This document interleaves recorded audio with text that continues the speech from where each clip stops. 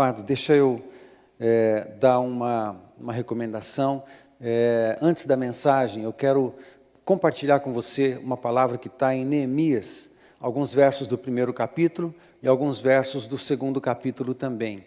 O livro de Neemias, um livro poderoso que mexe com o meu coração. Estava em casa conversando com a pastora, que também é minha esposa, né? E a gente estava conversando sobre a bênção da gente ler esse livro de Neemias e de Esdras. São dois livros que mexem com o nosso coração, que parece que tem alguma coisa a ver com o nosso chamado. A unção de Neemias, um ministério que estava sobre Neemias e sobre Esdras. Portanto, há algo sempre que aquece o nosso coração e mexe muito conosco nesses livros. Eu quero repartir uma palavra com você que tem o seguinte tema: #Tamo junto, né? #Tamo junto e #somos um. Dá para projetar? #Tamo junto e #somos um. Esse é o tema da mensagem de hoje. E a gente estava meditando nesse dia que a gente está se juntando de novo, né? Pelo menos não todos no mesmo horário, mas tem que ser um dia de celebração no nosso espírito, né? Mesmo com poucos, não tem problema, a gente está com alegria no coração, porque a gente está se vendo, né? E nesse dia, olha, você tem que olhar as coisas, às vezes, com os olhos da fé. Nos olhos naturais, a gente está vendo muito mais cadeira do que gente. Mas nós estamos em tempos especiais. A gente não enxerga as coisas como todos enxergam. A gente olha pela fé. Tem muita gente atrás daquela câmera ali, tem muita gente em casa vendo também. E certamente não apenas gente da nossa igreja aqui, da nossa cidade, tem sempre acessos de outros lugares, de outras cidades. Todos são muito bem-vindos. E nos alegra e nos honra muito. A nossa vontade é que a bênção do Senhor toque a tua vida poderosamente, onde é que você esteja, em qualquer cidade da nossa nação. E é uma honra a gente estar aqui. E nós convivemos com dois sentimentos, essa é que é a verdade. Um pouco de tristeza e alegria. Tristeza e alegria estão os dois, né, no nosso coração. Tristeza porque a gente não consegue ter todos de uma vez só, né? E a gente está com saudade. E mais alegria, porque é isso que nós podemos, é isso que a gente consegue fazer com os pães e peixes nas nossas mãos, é isso que a gente pode fazer com o limão que dá para a gente fazer, o limão que está na nossa mão, é a limonada que a gente pode fazer, a gente vai fazer uma baita limonada, né? Portanto, se são esses poucos pães e peixes que estão na nossa mão, a gente vai fazer desses pães e peixes um banquete. É isso que a gente tem, então a gente vai fazer o melhor, e a gente olha com os olhos da fé, e a gente consegue ver muitos outros mesmo. Um tempo, isso é por um tempo. Já já isso vai passar, e eu não sei quanto tempo é já já, tá? Eu não sei, mas vai passar, e a gente vai poder tá junto de um jeito diferente, ou pelo menos toda a comunidade. Pensar nisso já nos alegra. Muito bem, mas antes de entrarmos ainda em Neemias, eu quero fazer uma recomendação a você, que é muito importante. Tanto para você que está conosco aqui no presencial, como para o querido que está no online também. A recomendação é a seguinte: existe uma estatística que já está sendo feita por muitos pastores e muitas igrejas, não só do Brasil, mas do mundo, avaliando o comportamento das igrejas, o comportamento dos cristãos, nesses quase 3 meses de isolamento. E essas informações, esses dados, vão ajudar a gente a entender como que o povo está se comportando, e também para entender as necessidades do coração do povo, para poder ministrar e dar uma orientação e alertar, despertar o coração destes para aquilo que é bom, para aquilo que é certo. Muito bem. O que tem acontecido?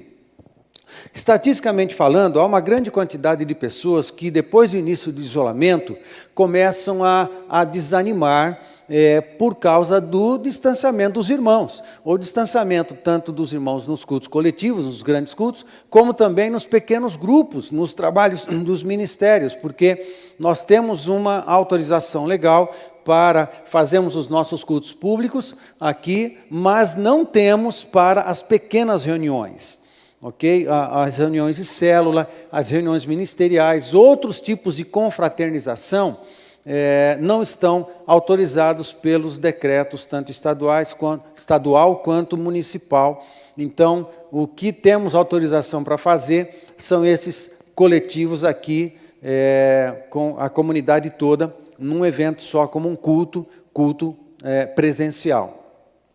E muitos, por conta desse distanciamento, acabam desanimando. E na hora de voltar, seguram a onda e não voltam, né? Mais ainda, as reuniões online, virtuais, dos grupos menores, principalmente das igrejas celulares, como é a nossa, nós somos uma igreja em célula, o que tem acontecido é que tem havido um esfriamento também de pessoas que estão em células por causa da falta do contato. Tudo bem, isso tem acontecido. Portanto, diante disso, e eu tenho conversado com os supervisores e tenho conversado com alguns líderes também, em alguma medida isso também está acontecendo com a nossa comunidade. Então, eu quero fazer um alerta para o teu coração. Amado, primeiro, desse alerta quero fazer em 2 ou 3 partes. Primeiro, sim, nós reconhecemos que a comunhão é um valor fundamental no cristianismo. É uma necessidade. Nós precisamos um do outro, nós precisamos enxergar um ao outro, nós precisamos tocar um no outro, nós precisamos abraçar, nós precisamos olhar, nós precisamos dar risada. Amém, queridos? Não é só o tempo inteiro fazendo coisa séria. Tem que fazer um grande tempo coisa boa, coisa engraçada, coisa divertida. Nós precisamos nos divertir junto, assim a gente cresce. Né? Imagina aquela família que é muito séria, aquele pai e aquela mãe que são muito sérios, são sérios o tempo todo, não brinca, não se diverte, não faz brincadeira, então é muito chato, ninguém aguenta uma coisa dessa. Tem que ter alegria, tem que ter movimento, o povo tem que se divertir, a família tem que se divertir, é assim que ela cresce junto, porque é gostoso estar junto. A igreja é assim, a gente está junto nos momentos sérios, mas a gente está junto também para brincar, a gente está junto para se divertir, a gente está junto para comer churrasco, para fazer um monte de coisa que é legal, e a gente é assim, isso é igreja, nós precisamos de comunhão, porque comunhão é um valor fundamental da igreja, e a saúde da comunidade, a saúde da igreja depende muito da comunhão que nós todos temos. No entanto, preste atenção, nós que estamos acostumados com essa comunhão, esse tipo de comunhão que é muita gente e tal, quando isso nos é privado, parece que é um negócio esquisito que está acontecendo. Eu quero lembrar você que tem lugares no mundo, tem nações no mundo, em que eles não têm o direito. Tem igreja, que nós chamamos de igreja perseguida, em nações muçulmanas, que eles não podem se reunir. E quando se reúnem clandestinamente. Como que eles convivem ali? Como que eles praticam a comunhão? Em países comunistas também, em países comunistas que perseguem a igreja. Isso é muito comum entre os países comunistas, ok? E não se engane, se isso acontecer na nossa nação, é só uma questão de tempo, ok? Que não aconteça, ok? Que não aconteça, porque se acontecer, é só uma questão de tempo. Muito bem. Aí o que acontece? A comunhão é um valor fundamental para a comunidade, portanto, nós precisamos. Agora, nesses países que têm perseguição, como que eles fazem? A comunhão que eles têm respeita o contexto e a condição que eles vivem. Às vezes a comunhão é de um com um, mas tem comunhão. Lembrei no culto das 17 a história de um missionário, que eu não vou mencionar o nome, contou para nós a história de que quando alguém se converte a Jesus e ele está acompanhando, ele contou a história de um caso que ele acompanhou, e ele acompanhou esse novo discípulo de Jesus Cristo por mais de um ano, até que ele passe a dar frutos de Cristo na vida, que de fato ele não é um agente secreto do islamismo, e que ele vai seguir a Jesus e está na causa do Evangelho até as últimas consequências, depois de ser deserdado da família e tudo mais. Só depois de dar esses frutos e essas confirmações, então, é que ele é levado de olhos vendados a uma reunião onde ele vai ver que tem outros filhos de Deus, outros cristãos, discípulos de Jesus, que então ele vai comungar com essas poucas dezenas de outros discípulos de Jesus, mas durante pelo menos um ano, no mínimo um ano, ele vai ter comunhão com apenas um outro discípulo de Jesus Cristo. Essa é a comunhão que ele pode ter, então ele vai fazer o melhor que ele pode com essa comunhão. Amém, queridos? O que nós temos na mão? Vamos fazer o melhor que nós podemos em termos de comunhão. Com isso, eu quero alertar o teu coração e fazer um apelo ao teu coração. O que nós temos na nossa mão em termos de comunhão? Nós temos um grupo de WhatsApp, de célula. Nós temos a possibilidade de um culto online, nós temos uma programação, uma reunião no Zoom, qualquer tipo de aplicativo que você faça, uma sala de reunião e a tua célula entre. Nós temos um culto, um estudo online, um estudo que você assiste na sua televisão, no celular ou no teu computador, do seu estudo de célula, para depois a célula interagir. Qual é o apelo? É isso que nós temos? Vamos fazer o melhor que nós podemos fazer com o que nós temos. Com isso, amado, eu quero alertar você e apelar para você, não desanime das reuniões de célula, mesmo que sejam online. Não desanime das reuniões de célula e dos cultos, nem que sejam virtuais. Se o teu líder marcar um dia para fazer a reunião de célula, faça naquele dia, naquele horário. Por favor, ok? Há uma vantagem, né? A gente está mandando um link com o estudo da sua célula. Teu líder marca um horário, um dia e horário, você fala, já está gravado, eu vou assistir outra vez. Não faça isso, por favor. Entra junto, entra no mesmo dia, no mesmo horário. É essa a possibilidade que nós temos. Interage, fica conectado, interage com a tua célula. Se relaciona, nem que seja dessa forma, mas fica firme na comunhão com a tua célula, meu querido, amém? Assim vocês se correspondem, vocês se falam, manda tarefa, o teu líder manda tarefa, vocês fazem a tarefa, não deixa a peteca cair, amém, queridos? Vamos ficar firme nesse tempo todo de isolamento, mas vamos fazer o melhor com o que a gente tem na mão, amém, queridos? Isso é para nós que estamos aqui presencialmente, para você que está online também. É preciso, fique firme, ok? Nas suas reuniões. Continua se correspondendo, fale mesmo. Essa comunhão, é isso que a gente pode, então vamos fazer o melhor que a gente tem com o que a gente tem na mão. Amém, meus queridos? Ok? Então eu quero deixar essa recomendação para você. E, muito bem, deixa a tua Bíblia aberta aí, em Neemias, e eu quero entrar na mensagem propriamente dito, e quero falar com você o seguinte, muito bem, nesse dia de retorno, né, de culto presencial, né, que a gente está convivendo com uma sensação tanto boa quanto esquisita, não é isso? Não é isso, gente? Não é isso. A gente convive, a gente é franco, né? E não tem que esconder nada disso.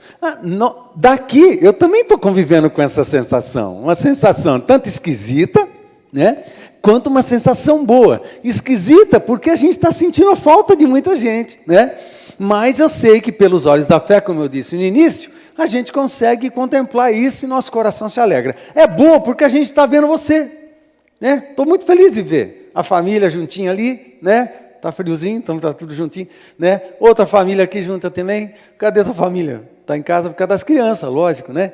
Então não dá para vir todo mundo, acontece isso, né? O cabeludo lá. Então, outra família aqui, né? Outros que estão sós e tal, e outras famílias. A gente fica feliz de ver vocês.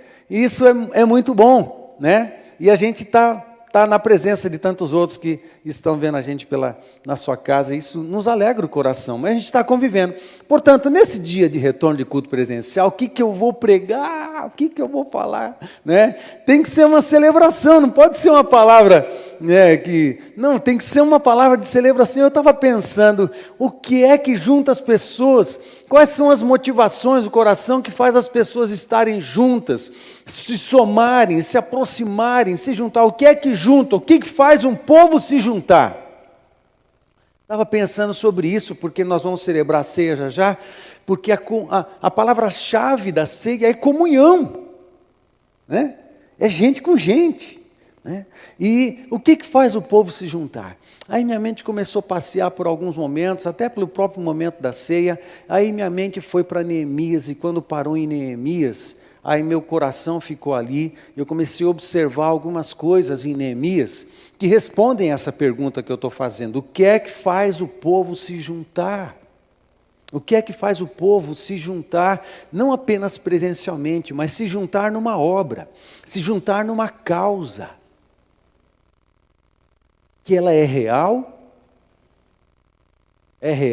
mesmo quando presencialmente a gente não está junto com todos os envolvidos da causa.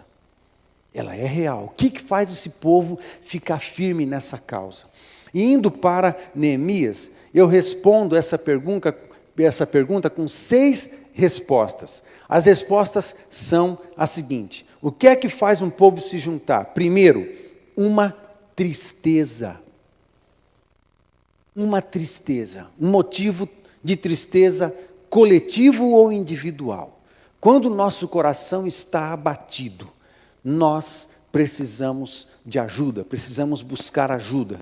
Quando o nosso coração está triste ou espiritualmente triste, nós nos levantamos, nos mobilizamos. A gente precisa buscar ajuda em momentos de tristeza, porque a tristeza geralmente coloca o nosso coração numa condição quebrantada o suficiente para encarar algumas necessidades, alguns problemas, que deve levar a gente a uma reação. E a gente tem que estar disposto a se movimentar, ir na direção de uma solução. E às vezes tudo isso começa com uma tristeza.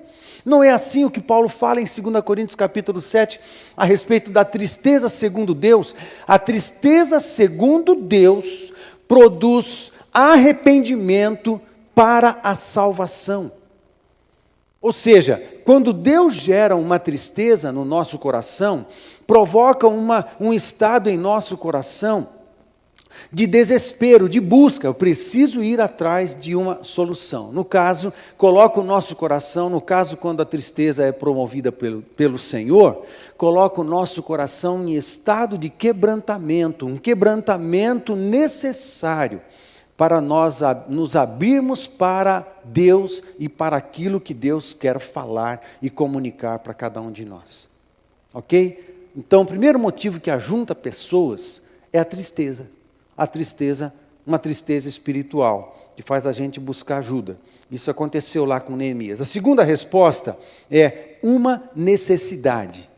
Uma necessidade, seja individual, seja coletiva. Diante de uma necessidade, a gente busca ajuda. Diante de uma necessidade, a gente mobiliza. Diante de uma necessidade, a gente junta com família, a gente junta com pessoas. Diante de uma necessidade, a gente se movimenta na direção de buscar ajuda e criar um time para resolver problemas. Há uma necessidade, então vamos se mexer, ok? Não pode enfiar a cabeça no buraco, a gente tem que se mexer. Esse é um outro motivo. Terceiro motivo que faz com que o povo se junte. Terceiro motivo é uma causa digna. Uma causa digna. Uma causa que faça valer a pena você levantar de manhã. Uma causa que faça valer a pena você viver por ela. E que faça valer a pena morrer por ela também. Uma causa que seja honrosa. Uma causa que dê sentido para você, dê uma causa que dê sentido aos teus pensamentos, um sentido à tua existência, um sentido a você gastar energia por ela, uma causa que seja honrosa e digna e que dê norte e sentido na sua vida. Um quarto motivo que faz pessoas se juntarem é um líder. Muitas vezes, às vezes para o bem, às vezes para o mal, mas um líder junta pessoas, um líder com uma palavra, um líder com uma visão, um líder com uma causa, ok? Toda causa tem um líder, portanto um líder junta pessoas também. Muito bem. Quinto motivo, o que faz pessoas se juntarem? É um comando. Um líder dá comandos, sempre dá comandos. Jesus dá comandos, Deus dá comandos, os grandes líderes dão comandos, exercem liderança e muitas vezes através dos comandos, não só de comando. O líder, um bom líder, um líder cristão principalmente, ele exerce a sua liderança com testemunho, primeiro com testemunho. O líder cristão começa com testemunho e ele desenvolve isso até momentos no exercício da liderança em que ele dá comandos e esses comandos juntam pessoas para agregarem ao serviço, ao desafio que esse comando está dando e apontando. Um sexto motivo que junta pessoas que é mais uma resposta, uma ação individual. Diante de tudo isso, e de um líder, e de um comando, é preciso uma resposta individual a tudo isso. E ela tem que ser individual, e depois é que ela evolui para o coletivo, porque não é o coletivo. Alguns falam assim, vamos ver para onde vai a massa, vamos ver para onde vai todo o coletivo, para onde o coletivo se movimentar, e eu vou também. Isso é, tecnicamente falando, Maria vai com as outras, né? Eu não sei quem inventou essa expressão, eu vou até procurar saber quem que inventou essa expressão, mas tecnicamente isso aí é o Maria vai com as outras. Isso não interessa, isso aí não é força, esse indivíduo não tem força, esse indivíduo é só alguém na multidão, isso daí não importa. Para as grandes causas, as causas dignas e honrosas da vida, como o Evangelho, como o reino de Deus isso não interessa. Nós precisamos de uma resposta individual. Portanto, tem uma resposta individual, sim, eu creio nisso e eu sigo, o outro também, eu também creio nisso e eu sigo. E eles se movimentam. A resposta de um conjunto de indivíduos, aí então é que forma o coletivo e dá força a esse ajuntamento. Por que as pessoas se juntam? Por que nós, como cristãos, nos juntamos? Por que é tão importante para nós a comunhão? Por que é tão importante estarmos juntos no culto coletivo? Por que é tão importante para nós estarmos juntos numa célula? Por que é tão importante para nós estarmos no ministério? Por que é tão importante para nós? Nós temos igreja, temos uma identidade, nós temos uma identidade, nós pertencemos a algo. Há uma necessidade visceral do ser humano de pertencer, ok? Isso está está no topo, quase no topo da lista das necessidades mais ontológicas e viscerais do ser humano, é a necessidade de pertencer. Eu pertenço a uma família, eu pertenço a um grupo de amizades, eu pertenço a uma instituição, eu pertenço a uma escola, eu pertenço a uma empresa, eu pertenço a um grupo de pessoas e nós nos identificamos. A necessidade de pertencer, nós pertencemos a Deus, nós pertencemos a Jesus Cristo, nós pertencemos, nós temos essa necessidade, porque tudo isso é tão importante, estarmos em comunhão uns com os outros. Muito bem, Neemias responde isso, ele responde isso em alguns textos, mas antes de ler alguns textos e dar essas respostas dentro do texto de Neemias, eu quero mostrar algumas imagens para você. Por favor, mostra a primeira imagem, que é um mapa. Está vendo esse mapa? Deixa eu falar algo para você.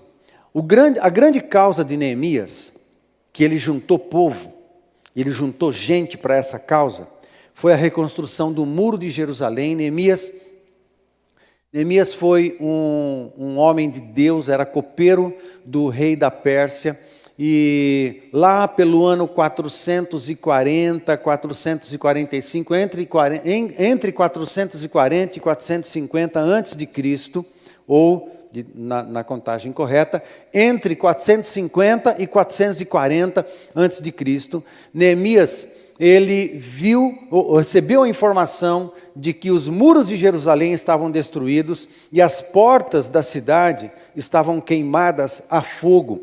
Ele caiu numa grande tristeza e a grande causa de Neemias, que Deus colocou no coração de Neemias, foi a reconstrução dos muros de Jerusalém. Neemias é considerado um dos melhores líderes de toda a Bíblia.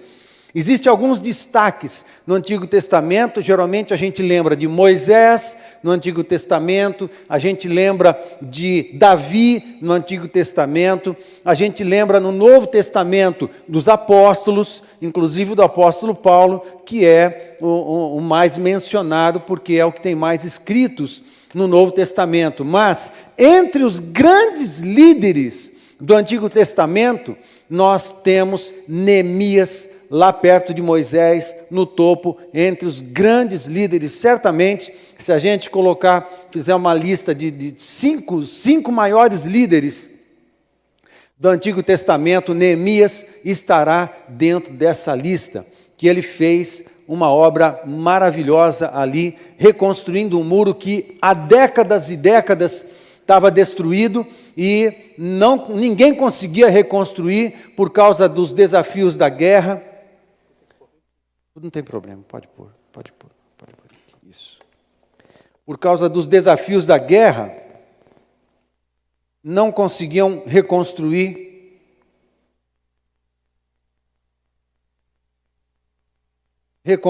O muro, e Neemias consegue fazer isso em 52 dias. Impressionante. E esse mapa aí,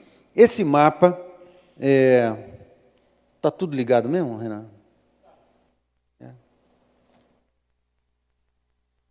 Não, é que continua escuro aqui. Tudo bem, pode deixar. Vamos lá, gente.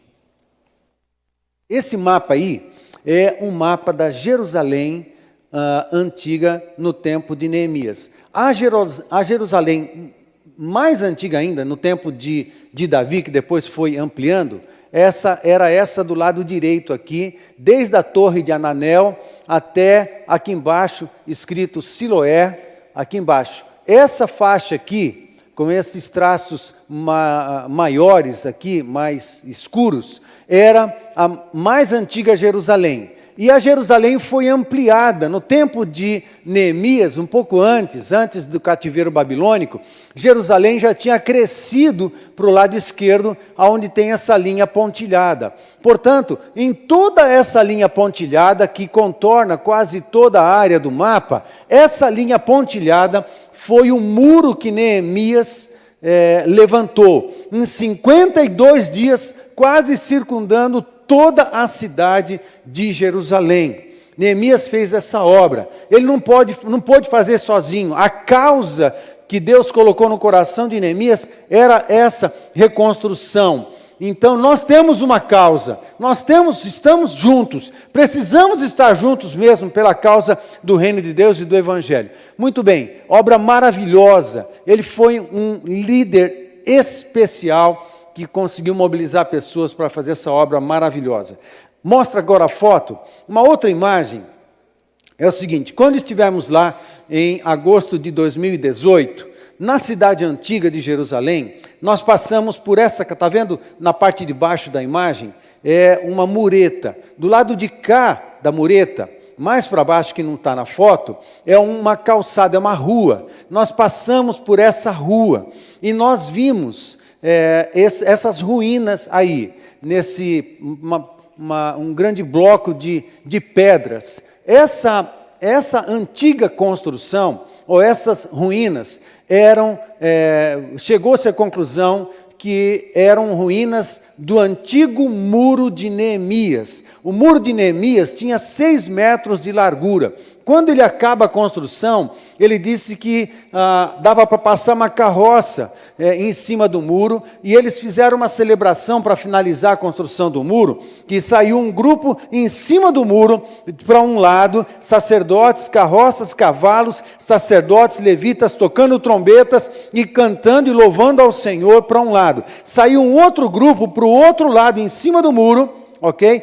Cantando a mesma coisa, de maneira que eles deram a volta na cidade toda adorando ao Senhor, circularam a cidade toda em adoração, olha que bonito isso, e profético. Aí chegaram num ponto, se encontraram na área do templo. Volta ao mapa, por favor.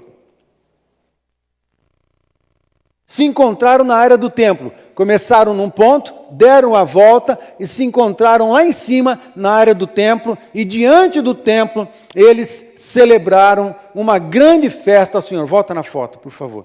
Celebraram uma grande festa ao Senhor. Então, começaram uma construção na cidade antiga, foram escavando, chegaram a essa construção, continuaram a escavação e chegaram à conclusão de que são ruínas do antigo muro de Neemias. De fato, uma obra espetacular. Precisou muita gente junta, precisou grande mobilização, uma causa nobre, digna, para mobilizar as pessoas. Qual é a tua causa? Qual é a nossa causa? O que faz a gente se juntar? O que faz a gente ficar firme? O que faz a gente estar junto com pessoas? O que faz a gente insistir diante do desânimo, diante da tristeza, diante das forças contrárias? Insistir, persistir, vencer todo tipo de tentação para nos afastarmos tanto de Deus como dos irmãos. O que faz a gente vencer essas coisas? A causa nobre e digna do Evangelho do nosso Senhor Jesus Cristo.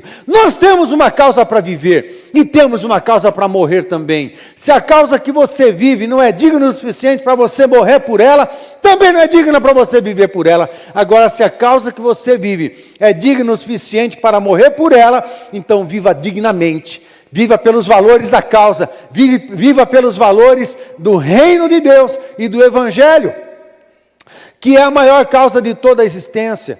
Ok? Neemias nos dá esse exemplo. E ele responde essas perguntas, ele mesmo responde essas perguntas. O que faz o povo se juntar por uma causa tão nobre, tão digna, tão maravilhosa quanto o reino de Deus? Isso deve orientar a nossa vida, orientar nosso coração. Quanto ao esforço que eu tenho que ter para me manter firme no Evangelho, e firme na causa do reino de Deus, e firme aqui na cooperação da saúde da igreja, fazendo ela se movimentar proativamente, amado, proativamente. Hoje já não dá mais negócio, os outros façam. Eles vão fazer, a liderança vai fazer. Agora, meu queridão, agora todo mundo está envolvido nesse negócio. Não tem mais esperar um pelo outro. Cada um tem que assumir o seu sacerdócio integralmente. Assumir o Evangelho integralmente. Assumir Jesus integralmente. Ler a Bíblia, cuidar da sua própria espiritualidade. Cuidar da sua saúde espiritual. Cuidar da saúde da comunhão, da tua comunhão com Deus. Todo mundo cuidando de si, não há mais escolha, a gente precisa fazer isso, cada um cuidando de si, fazendo o seu papel, fazendo a sua parte, senão a espiritualidade vai murchar. Aí, meu querido, aí a coisa vai enroscar, porque nos últimos dias, a fé de muitos esfriará. Que não seja isso com você, que isso não aconteça com nenhum de nós. Que se a fé de muitos esfriará, seja com os outros. Aqui não. Aqui a gente sabe muito bem a causa que nós vivemos. Aqui a gente sabe muito bem o valor do nosso sacerdócio e do Evangelho do nosso Senhor Jesus Cristo. Eu vivo por isso, vivemos por isso, vivemos para isso. E não há nada mais importante na nossa vida do que Jesus Cristo, o Evangelho e as causas do Evangelho. Não há nada mais importante, nada. E nós estamos chegando, quanto mais o tempo passa na história, quanto mais próximo da segunda vinda nós estivermos, quanto mais próximo do aparecimento do trio satânico, quanto mais próximo do surgimento do anticristo, mais apertado vai ficar o cinto, mais apertado vai ficar as coisas. Então não vai ter espaço para gente que dependia do líder para a sua espiritualidade, dependia do pastor para a sua espiritualidade, dependia de reuniões semanais para a sua espiritualidade. Não vai ter espaço para mais nada disso, só vai ter espaço para crente de verdade, só vai ter espaço para sacerdote de verdade, só vai ter espaço para gente que assumiu o Evangelho de Jesus Cristo para viver ou morrer, indo até as últimas consequências. É isso que vai acontecer, meu querido, é isso que vai acontecer.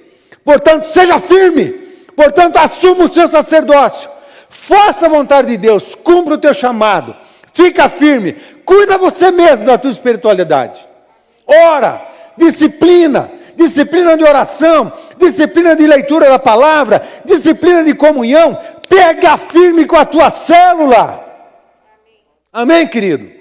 Pega firme mesmo com os teus irmãos, ajude um ao outro, vê quem está passando necessidade, de repente alguém está com uma necessidade maior que a tua, ajuda, é assim que vai acontecer, em tempos de luta, de escassez ou de perseguição, é um ajudando o outro, não tendo cada um considerando o que era propriamente seu, antes disponibilizava tudo que era seu para abençoar um ao outro, isso aí é igreja.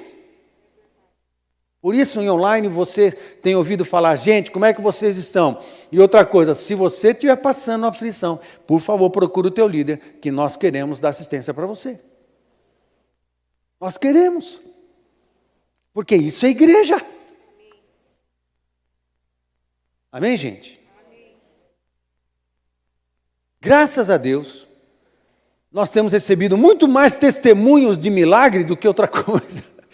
Do que declaração de necessidade. É impressionante, por quê? Porque nós temos palavra, Deus nos deu palavra, Deus nos prepara para o dia ruim, Deus nos prepara para o dia mau, Ele nos antecipa com palavra, Ele fala assim, vai que eu estou manifestando poder e milagre com todos, e Deus fez isso conosco. Nós quando entramos num tempo ruim, mas Deus manda a palavra primeiro, confia em mim, me busca, porque eu vou fazer de cada um de vocês testemunho vivo. Amém, queridos? Amém. Vamos lá. O que faz um povo se juntar? Primeira resposta, uma tristeza espiritual. Neemias 1, de 4 a 9, diz assim, tendo eu ouvido estas palavras, assentei-me e chorei, e lamentei por alguns dias, e estive jejuando e orando perante o Deus dos céus. Em tempos de tristeza, o que é que se deve fazer? Orar, jejuar, buscar o Senhor. Amém? Ele é a nossa alegria. E disse, Senhor, Deus dos céus, Deus grande e temível, que guardas a aliança e a misericórdia para com aqueles que te amam e guardam os teus mandamentos. Estejam, pois, atentos os teus ouvidos e os teus olhos abertos para acudires à oração do teu servo, que hoje faço a tua presença, dia e noite, pelos filhos de Israel, teus servos, e faço confissão pelos pecados dos filhos de Israel, os quais temos cometido contra ti, pois eu e a casa de meu pai temos pecado. A tristeza segundo Deus. Esse homem entra, depois de um tempo de tristeza, a presença de Deus, o que é que vem sobre o seu coração? Revelação de pecado, pecado da nação. Tudo o que estava acontecendo era por causa do pecado. A nação pecou e o Senhor permitiu a tragédia. A nação pecou e o Senhor permitiu a tragédia. O Brasil tem pecado. Nação conhecida pela sensualidade, pela imoralidade, pela corrupção, pela idolatria. Porque não haveria Deus de trazer disciplina? E nós, como igreja, estamos fazendo tudo o que podemos? E nós, como representantes do céu na terra, estamos fazendo tudo o que podemos? Estamos testemunhando tudo o que precisamos? Temos sido uma voz? Nós temos sido uma voz de esperança ou de reclamação do governo? Que voz temos sido? Que voz temos sido? Verso 7. Temos procedido de todo corruptamente contra ti. Hã? Corrupção? Isso tudo que a gente está vendo no Brasil, meu querido, não entre em pânico, em susto, ou tristeza ou decepção, porque tudo já estava lá.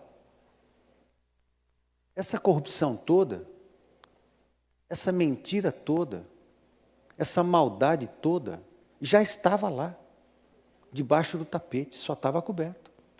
O que está acontecendo é que nos últimos anos, eu diria nos últimos 20 anos, Deus tem levantado tapete após tapete, e só o que tem ficado evidente é a sujeira que estava guardada embaixo. Negociatas, mentiras, mídia vendida,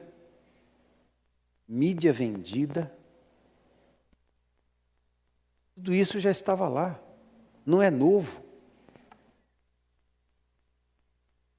Corrupção. A questão é como a nação vai se comportar diante da evidência da sujeira, diante da verdade que está sendo revelada. Como nós, igreja de Jesus Cristo do Brasil, vamos orar. Como nós vamos nos posicionar diante de tudo isso? Nós vamos clamar ao Senhor ou vamos ficar sentado em berço esplêndido, vendo a história passar, sem nos posicionarmos dignamente como sacerdotes do Deus Altíssimo? Amado, tempos de dificuldade, de luta, a gente tem repartido palavras de ânimo com todo mundo o tempo inteiro, mas a verdade,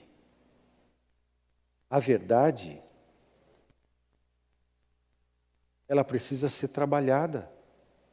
Nós precisamos trabalhar com a verdade diante de nós. É tempo de cada um assumir o seu sacerdócio. A igreja precisa assumir que é crente. Nós, individualmente, precisamos assumir Jesus, assim como Ele nos assumiu. E Ele nos assumiu na cruz totalmente. O quanto nós assumimos de Jesus na nossa vida? Quanto? A história vai apertar todos nós. Quem é quente,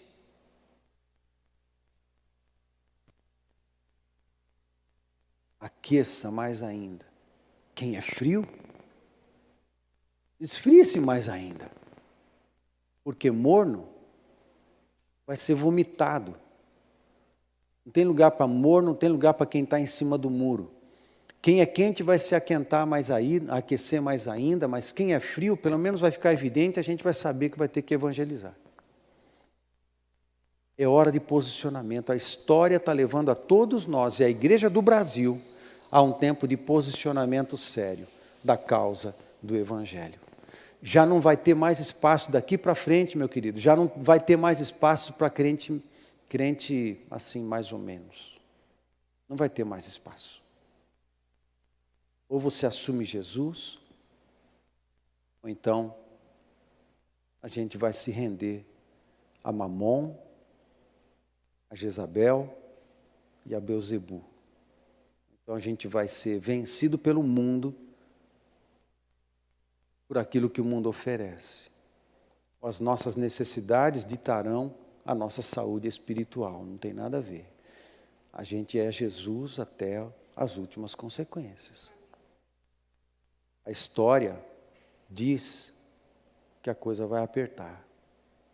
Então, a gente precisa saber quem é e qual é a causa da nossa vida. Temos procedido de todo corruptamente contra ti, não temos guardado os mandamentos, nem os estatutos, nem os juízos que ordenaste a Moisés teu servo. Lembra-te da palavra que ordenaste a Moisés teu servo, dizendo: se transgredirdes, eu vos espalharei por entre os povos. Mas se vos converterdes a mim, e guardardes os meus mandamentos, e os cumprirdes, então, ainda que os vossos rejeitados estejam pelas extremidades do céu, de lá os ajuntarei, e os trarei para o lugar que tenho escolhido para ali fazer habitar o meu nome. No final das contas, Deus quer juntar todo mundo mesmo. Deus quer juntar, porque é esse o valor do cristianismo, fundamental. É junto, estarmos juntos, é comunhão. E a gente tem que trabalhar por isso. Segunda resposta, no caso de Neemias, por que as pessoas se juntam? Uma necessidade. Neemias 2:3 diz assim: e lhes respondi: viva o rei viu Neemias que estava triste, perguntou para ele o que estava acontecendo, e Neemias responde ao rei: viva o rei para sempre, como não me estaria triste o rosto se a cidade onde estão os sepulcros dos meus pais está assolada e tem as portas consumidas pelo fogo? Uma necessidade. Cidade destruída, muros destruídos, há uma necessidade. Isso junta o povo. 3, uma causa digna. 2 de Neemias 4:5 diz: disse-me o rei: que me pedes agora?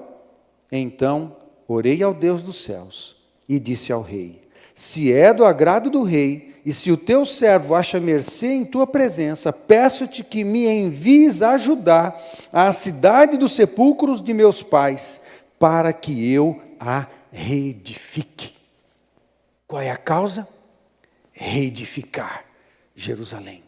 Reedificar é a causa digna de Neemias. 4, quer que junte o povo, um líder. Neemias 2:11-13 diz assim: cheguei a Jerusalém, onde estive 3 dias. Então, à noite me levantei, e uns poucos homens comigo, não declarei a ninguém o que o meu Deus me pusera no coração para eu fazer em Jerusalém. Ele buscou o Senhor no dia da tristeza. Deus colocou uma causa em seu coração, revelou para ele o que ele tinha que fazer. Deus fala aos filhos que o buscam. Deus fala aos filhos que o buscam. Amém? Não havia comigo animal algum, senão o que eu montava. De noite saí pela porta do vale, para o lado da fonte do dragão, e para a porta do monturo, e contemplei os muros de Jerusalém, que estavam assolados, cujas portas tinham sido consumidas pelo fogo. Um líder, em primeiro lugar, ele para e observa. Um líder cristão, ele para e observa a situação, faz uma boa leitura da situação, um diagnóstico da situação, avaliam as reais necessidades e depois cria as estratégias para trazer solução para aquilo tudo. Um líder pensa. Tem momentos na nossa liderança cristã que a gente só tem que parar e observar. O que é que está acontecendo? Toma uma atitude. Calma. O que é que está acontecendo? Vamos diagnosticar toda a situação. Vamos avaliar com calma e buscar a direção de Deus para saber o que fazer. Um líder. Assim talvez seja na sua casa, você exercendo liderança na sua casa. Observa a situação, busca o conselho de Deus, define as estratégias e a solução para os problemas. Um líder, ele observa e junta pessoas perto, mas ele se movimenta, mas antes disso, ele observa. 5, quando que as pessoas se juntam? Por um comando, um líder dá um comando. Neemias 2:17 diz: então lhes disse: estais vendo a miséria, lhe compartilha as necessidades. Estais vendo a miséria em que estamos? Jerusalém assolada e as suas portas queimadas. Vinde, pois, reedifiquemos os muros de Jerusalém e deixemos de ser opróbrio. É o comando do líder. Vamos fazer alguma coisa. Gente, vamos se juntar e vamos ajudar os necessitados. Gente, vamos pegar firme nas células. Gente, vamos assumir o nosso cristianismo. Gente, vamos ajudar as pessoas. Gente, vamos ficar firmes na nossa fé e continuar testemunhando de Jesus Cristo. Tem comandos. Jesus disse, ide, ide. Você acha que eu estou falando do pastor Paulo Moral? Não, eu estou falando de Jesus. Ide proclamar, ide batizar, ide ensinar as nações, ide batizar, ide fazer discípulos de todas as nações, batizando-os em nome do Pai, do Filho e do Espírito Santo. Jesus já deu um comando para todos nós. Nós temos um comando que nos deve gerar movimento. Posicionamento, movimento. Amém? 6, uma ação individual. Tem que ter uma resposta individual. Veja Neemias 2,18. E lhes declarei como a boa mão do meu Deus estivera comigo, e também as palavras que o rei me falara. Então disseram, disponhamos-nos e edifiquemos, e fortaleceram as mãos para a boa obra. Pronto, o povo respondeu. Resposta individual. É assim que tem que acontecer. Diante de tudo isso, cada um responde por si. Amado, eu e você precisamos dar uma resposta a Deus. Deus nos deu palavra, e Neemias falou assim, diante de tudo que nós ouvimos de Deus, diante das palavras que recebemos do rei, diante do diagnóstico da necessidade que a gente repartiu com vocês, e aí, encara o desafio ou não? O povo respondeu, vamos fazer a obra, vamos, juntemos todos e vamos reedificar a cidade. Amém, queridos? É assim que acontece em tempos de luta, meu querido, em tempos de dificuldade, em tempos de escassez, em tempos de tristeza, em tempos que a gente vai sair do conforto e tudo mais, coisas esquisitas estão acontecendo na nossa geração que nós nunca passamos, a gente não sabe. Como é que é isso daí? A gente está aprendendo com tudo isso, muito bem. Nesses tempos, o que é que chega Deus falando primeiro? Primeiro Deus chega falando assim, olha, eu vou fazer de vocês um testemunho vivo. Eu vou fazer de vocês um testemunho vivo de milagre, de poder. Me busca, que eu vou derramar milagres. E vocês serão testemunhas do meu poder e do meu milagre para as outras pessoas. Deus prepara primeiro. Deus manda uma palavra primeiro. A palavra de Deus chega antes. Aí a gente se ajusta à palavra de Deus. Quando chega o dia mau, a gente está seguro nessa palavra. Vamos buscar o Senhor, porque Ele vai nos dar força, Ele vai nos dar milagre, Ele vai liberar sobre nós poder, milagre e sobrenatural. Há um sobrenatural disponível a todos nós, há um sobrenatural disponível a você, na tua casa, para todo aquele que buscar ao Senhor. Deus chega primeiro e falou, olha, a coisa vai apertar, então deixa eu já me revelar. Amós nos lembra isso, quando ele fala, por acaso, Deus falando, por acaso eu negaria, eu não falaria com os meus profetas aquilo que intento no meu coração, mais ou menos assim que Deus está falando pelo profeta Amós. Eu revelo as minhas intenções aos profetas, eu falo primeiro, eu mando uma palavra primeiro, porque aí a gente se ajusta a essa palavra. Pode vir o dia mau, por isso que Salmos fala que aquele que teme ao Senhor não teme más notícias, aquele que está no Senhor, descansa no Senhor, confia no Senhor, não teme más notícias, porque nós estamos apoiados numa palavra de Deus, nós estamos apoiados na verdade, nós estamos apoiados na rocha que é Jesus Cristo. O céu está a nosso favor, o céu está a favor dos discípulos de Jesus Cristo, o céu está a favor daquele que buscar e clamar ao Senhor. Descansamos, vai vir dia esquisito, vai acontecer um monte de coisa, mas a gente tem uma palavra de Deus para se apoiar. Amém, queridos? Nós temos, a comunhão é um valor fundamental, a comunhão é um valor fundamental da igreja. Portanto, no nome de Jesus, fica firme no relacionamento com a tua célula. Fica firme aos comandos todos que teu líder de célula der. Fica firme a todos os comandos que nós dermos aqui da igreja. Fica firme, porque a comunhão é importante, a gente precisa fazer. Se é o que eu tenho na mão é pão e peixe, eu vou fazer um banquete desse pão e peixe. Se o que eu tenho na mão é um online, se o que eu tenho na mão é um grupo de WhatsApp, se o que eu tenho na mão é um culto online, se o que eu tenho na mão é uma ligação telefônica, eu vou fazer desse momento o meu momento de comunhão, mas eu não posso perder. Amém, queridos? Eu não posso perder. Finalizo e chamo os diáconos, por favor, para estarem aqui à frente. A gente vai cear junto nesses próximos 15 minutos. Eu quero finalizar lembrando, o que é que faz um povo se juntar? Uma tristeza espiritual, uma necessidade. Por que não está projetando as letras? ok? Isso. O que faz um povo se juntar? Uma tristeza espiritual, uma necessidade, uma causa digna, um líder, um comando, uma ação individual que progride para a coletiva. Amados, na questão da ceia do Senhor que vamos celebrar agora, deixa eu pensar com você. Pensando na ceia, responder essas perguntas a partir dos valores da ceia. Jesus está junto com os seus discípulos. Pense comigo agora, imagina aí, na sua mente, o ambiente da ceia. Está Jesus num cenáculo, num lugar que sentados caberiam talvez umas 50 pessoas. Nós estivemos lá, provavelmente, no cenáculo onde aconteceu essa ceia. E imagina Jesus sentado, assim, junto com os seus discípulos e conversando com eles. E o ambiente da ceia dá respostas a essas perguntas. Dá essas 6 respostas também a essa pergunta. O que faz a gente estar junto? Pensando na ceia do Senhor, a primeira resposta é uma tristeza espiritual. Uma tristeza espiritual é pecado. Jesus é a solução para o pecado. O mundo pecou. E a solução para o pecado se chama Jesus Cristo. O sangue dele foi derramado para a purificação do pecado. Segunda, uma necessidade. Qual foi a necessidade? A necessidade de uma morte. A necessidade de um sacrifício. Jesus estava satisfazendo essa necessidade para limpar o nosso pecado. Terceiro, uma causa digna. A causa digna é o reino de Deus. É o Evangelho. Quarto, um líder rei, Jesus Cristo. Seguir esse líder, seguir os comandos desse líder, porque a gente está na mesma causa do rei. 5, um comando, e de fazer discípulos de todas as nações. Deus já deu esse comando para nós, Jesus já deu esse comando para todos nós.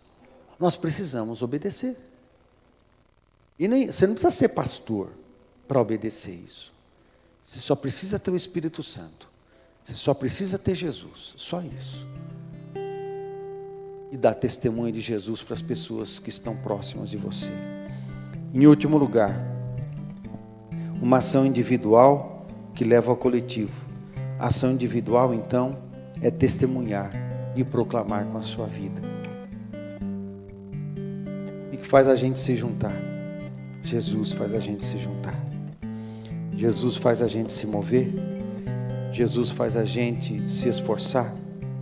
Jesus faz a gente viver. Jesus faz a gente morrer. Jesus faz a gente fazer uma boa limonada com o único limão que temos. Jesus faz a gente fazer um banquete com pão e peixe, se é isso que temos na mão. Jesus faz a gente se esforçar. Jesus faz a gente vencer os desânimos. Jesus faz a gente vencer as tentações. Jesus faz a gente superar o frio. Jesus faz a gente superar o medo. Jesus faz a gente seguir, prosseguir e vencer todos os tempos ruins da vida, porque nós temos uma palavra que chega na frente, e essa palavra sustenta a gente, mas você tem que se ajustar a ela. Presta atenção. Você acha que todas as promessas de Deus vão se cumprir na sua vida? Pode ser que sim, pode ser que não. Por quê? Quando Deus dá uma palavra, nós temos que alinhar nossa vida à palavra de Deus. Aí as promessas vêm sobre nós. Amém.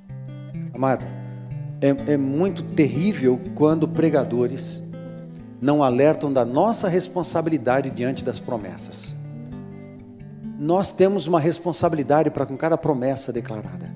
Eu tenho que dar uma resposta proativa a cada promessa. Eu tenho que dar uma resposta proativa a cada declaração de Deus, a cada palavra que recebemos de Deus. Eu ajusto a minha vida à palavra, eu ajusto a minha vida à promessa, aí as bênçãos da promessa recaem sobre mim. A nossa parte, a nossa responsabilidade. Senão, a promessa fica muito irresponsável, não é assim que funciona.